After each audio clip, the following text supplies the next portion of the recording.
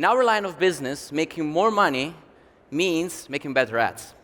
Because good ads mean money, and bad ads mean no money or not enough money. If your campaign is not scaling, it's because your ad is not good enough. But also, being a creator is better than being a copycat. It makes you more money. So video is king, and if you wanna go to the next level with your creative strategies, you need to upgrade your skills and your content output.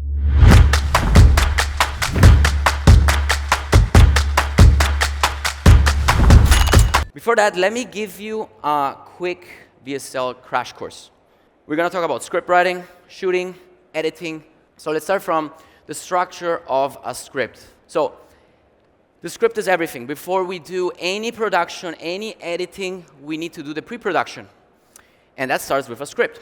So we need to work on the hook, which is 3 to 5 seconds long. You heard that before. You need to be catchy. You need to grab the user attention. I test endless hooks. I would say my main business after I find a winning VSL is making hooks. Afterwards, we need to work on the core part of the VSL. And that could be 2 minutes long, could be 5 minutes long, could be 30 minutes long as you're hitting the nail on this sequence right here, which is, first thing you want to do is transition the user attention from the hook into the VSL. And it cannot be super harsh. So what I like to do is to create a pre-roll. So let's make an example. You're selling a financial newsletter, and your hook is that Bitcoin is pumping and it's at 57K, like yesterday. So I hope you guys bought some Bitcoin too. And if you want to sell a financial newsletter, you need to bridge that attention into a product that might be something completely different. It could be trading. But so to go from there, you create like another 20 seconds, 30 seconds, 1 minute, a transition so that users don't get like confused. Like, why are you talking about Bitcoin? Are you talking about trading? No, you talk about Bitcoin is at 57K. You talk about the status of crypto, whatever it is, and then you bring them into these common problems that people face anywhere. So it could be like, you didn't buy Bitcoin on time. You might pull out too early. You didn't make as much money. So talking about the problems that people face. Whatever product you're selling, there is a problem. So a solution for someone investing is timing the market right. That's the biggest pain point, right? Oh, I always buy a stock and then it drops. Or, oh, I sold too early and it blew up. So talk about that, for example. And talk about the emotional side of things too. Because it's not just like, what you're doing wrong, it's how you feel about it. And emotion triggers action. So relate to them in an emotional way, as in, talk about the pain points. It sucks to lose money. How do you feel? You feel like it's not for you. It feels like you never get it right. You feel like a loser, whatever it is. Like, talk about it. Create that emotional relatability. And then bring up the different solutions for wherever you're selling. And go really deep in both ends, like the problems and the solution, and divide, and talk about each solution in a very different way. Because at the end of it, we're going to narrate a story and persuade the user to go from the problems to solution. And what is the number one thing you can do to solve all the solution at once? Buying your product. And we don't mention it too much. We don't mention it early on, because otherwise you would know it is an ad. And the best ads don't feel like ads, if you think about it. Every time you bought something, you didn't go like, they're trying to sell me something, and click off. I mean, it's an ad, but I'm talking like subconsciously, right? So then you're going to pitch and talk about all the solution that has the product, and you're going to talk about the benefits of having a product. Because talking about how you're going to feel after you solve your problems is going to take them to the action, because they want to feel that too. And talk also about the problems of not solving the problem right now. Because if you don't solve the problem now, how is your life going to look like after? Like if you continue having the same problem without taking action today. Pain is the biggest driver in action, and scarcity as well.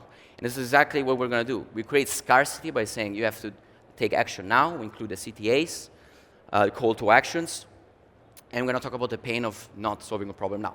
And all the FAQs, which are nothing else than objections to for your customers or viewers for not buying your product. So talk to your customers, the ones that bought, try to find people that didn't buy, do research, and try to really answer all their questions or convince them to buy, because if they got to this point of the video, which could be 5 minutes in, 20 minutes in, whatever, they're hot and they're ready to buy, and you want to close them there, because that's when you make a lot of money. And you won't trust anyone that speaks about a certain topic. So for your affiliates, what do? You want to improve your marketing, you want to create better ads, and you need a spokesperson at least. So work with the brand and try to find someone that could function as the spokesperson. And there's no one better, sometimes, than the brand owner, because he came up with the product, he knows all the solution, he knows the ins and outs, and he's running the company. So he has a lot of authority because he's done all the research. If that doesn't work, you can convince the affiliate offer, or for your brand, if you have a brand, to find a spokesperson. Or you could find an actor, or find someone with authority to work with. People want to look at someone when they speak, like people want to look at someone that speaks to them. And people trust someone with authority, which is exactly this. Watching someone speak plus authority equals increased trust in your brand. If you don't have a spokesperson, you could start off with AI-generated voiceovers, which are great. So I use 11 apps a lot, and I don't like to use the same voiceovers that everyone has. I want to be unique. So I try to clone someone else's voice. You can upload like a 3-minute audio file of someone speaking, and no one is going to have your voice. Also, when you export the voiceovers, don't just copy-paste the whole script and export it. It's going to sound like a robot multiple times. So play with the settings, go back and forth, and perhaps like export different segments of your script one by one. It takes some more time, but it's going to increase the perception and the quality of your ad.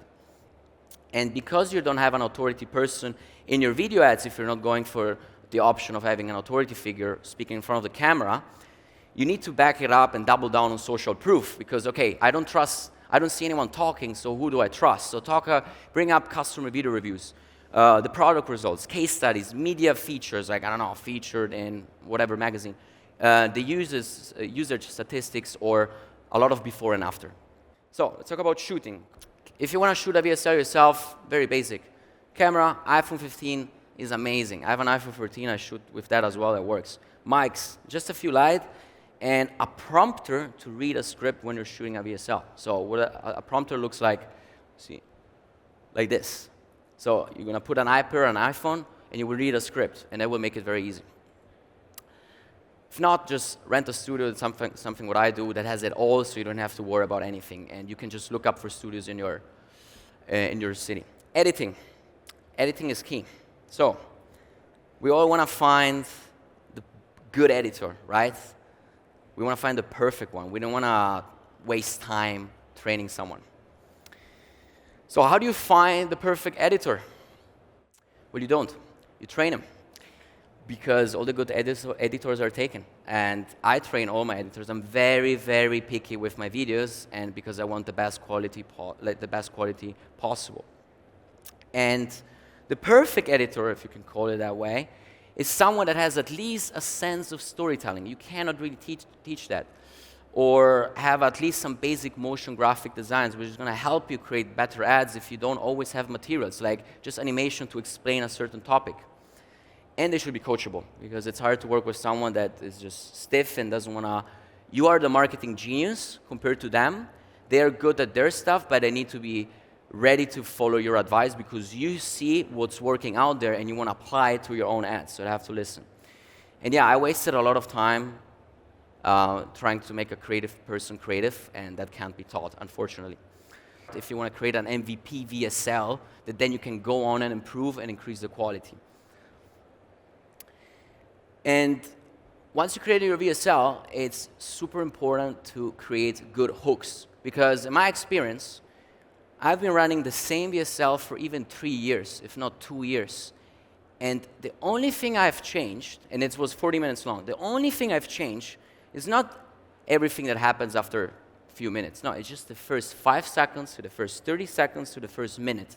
Everything else remains untouched. I'm running in the United States, so the audience is very large, but the concept applies to any country. The ad fatigue happens in the first part of your ad.